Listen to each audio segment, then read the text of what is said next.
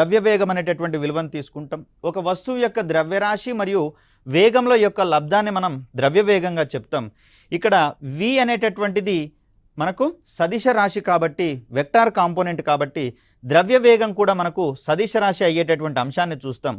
దీనికి ప్రమాణాలకు విషయానికి వచ్చేసరికల్లా గ్రామ్ సెంటీమీటర్ పర్ సెకండ్ లేదా కిలోగ్రామ్ మీటర్ పర్ సెకండ్గా మనం దీన్ని గమనించేటటువంటి ప్రయత్నం చేస్తాం. ఇక్కడ ద్రవ్యవేగానికి సంబంధించి మరొక చిన్న అంశాన్ని కనుక మాట్లాడుకోవాలనుకుంటే, ఒక వస్తువు యొక్క ద్రవ్యవేగాన్ని పెంచాలంటే ఏ అంశాన్ని పెంచాలి అనే కోణంలో క్వశ్చన్స్ అడగడం జరుగుతుంది. సో దీంట్లో ద్రవ్యవేగం పెరగాలంటే అయితే m విలువనైనా పెంచాలి లేదా v విలువనైనా పెంచాలి. సో m విలువను పెంచినా లేకపోతే v విలువను పెంచినా ద్రవ్యవేగం యొక్క విలువ పెరుగుతుంది.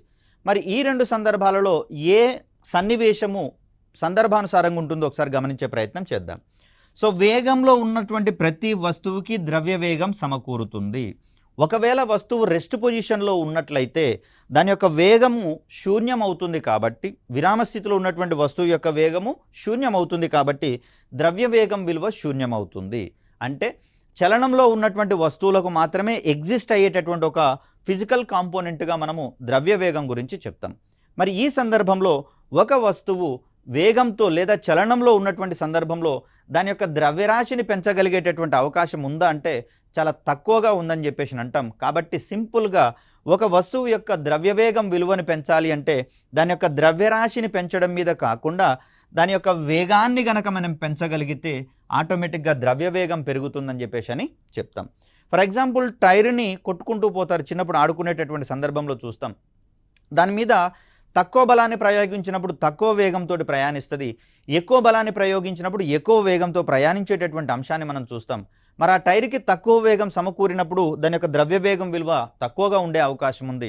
అలా కాకుండా టైర్ మీద అధిక బలాన్ని ప్రయోగించి దాని యొక్క వేగాన్ని పెంచినటువంటి సందర్భంలో ఇక్కడ మనకు దాని యొక్క ద్రవ్యవేగం పెరిగేటటువంటి అవకాశం ఉంది.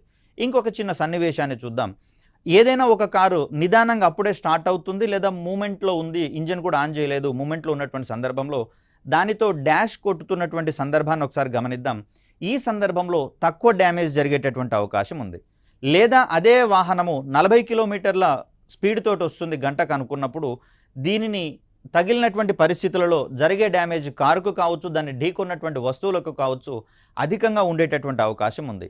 మరి ఇక్కడ వస్తువు సమానమే కానీ దాని యొక్క వేగాలలో మార్పు అనేది కనిపిస్తుంది కాబట్టి అధిక వేగం ఉన్నటువంటి సందర్భాలలో ద్రవ్యవేగం అధికంగా ఉంటుంది కాబట్టి దీని యొక్క ప్రభావం వల్ల ఎదురుగా ఉన్నటువంటి వస్తువు కావచ్చు అక్కడ డ్యామేజ్ ఎక్కువగా జరిగేందుకు అవకాశం ఉంది. మరొక ఎగ్జాంపుల్ని కనుక గమనిస్తే, బుల్లెట్ అనేది మనకి ఇక్కడ తుపాకీలో ఉన్నటువంటి బుల్లెట్ని కనుక గమనిస్తే దానిని చేతితో విసిరివేసినప్పుడు స్వల్పమైనటువంటి నొప్పి కలుగుతుంది. అదే గన్నులో ఉంచి కనుక పేల్చినట్లయితే దానికి అపరిమితమైనటువంటి వేగం అనేది సాధ్యం అవుతుంది కాబట్టి స్కల్ నుంచి కూడా అది పెనిట్రేట్ చేసుకుంటూ చొచ్చుకొని పోయి బయటకు వెళ్ళిపోయి మనిషి యొక్క ప్రాణాలని తీసేటటువంటి పరిస్థితులు మనం చూస్తున్నాం. మరి ఇక్కడ వేగం యొక్క మార్పు రేటు అమాంతంగా ఉన్నటువంటి పరిస్థితుల్లో, వేగం అమాంతంగా మారుతున్నటువంటి పరిస్థితుల్లో ద్రవ్యవేగం పెరుగుతుంది. తద్వారా వాటి యొక్క శక్తి కూడా పెరుగుతుంది. తద్వారా అవన్నీ చొచ్చుకొని పోయేటటువంటి సామర్థ్యాలని కావచ్చు, డ్యామేజ్ చేసేటటువంటి పరిస్థితులు కూడా ఎక్కువగా ఉండే పరిస్థితులు మనకు కనిపిస్తూ ఉన్నాయి. అలాగే వరదలు వచ్చిన సందర్భాల్లో కూడా చూడండి, స్టార్టింగ్లో అయితే నీళ్లు తక్కువ పరిమాణంలో తక్కువ వేగంతో ప్రయాణిస్తాయి కాబట్టి ఎలాంటి ప్రభావాన్ని చూపించవు. అదే భారీ వరదల సమయాల్లో ఎక్కువ మొత్తంలో నీరు ఎక్కువ వేగంతో ప్రయాణించేటప్పుడు పెద్ద పెద్ద వృక్షాలను కావచ్చు, కార్లను కావచ్చు, వాహనాలను కావచ్చు తమ వెంట తీసుకొని పోయేటటువంటి ప్రయత్నం చేస్తాయి. ఇవన్నీ కూడా ద్రవ్యవేగం అధికంగా సమకూరడం వల్ల ఏర్పడినటువంటి దృగ్విషయాలుగా మనం చూస్తాం.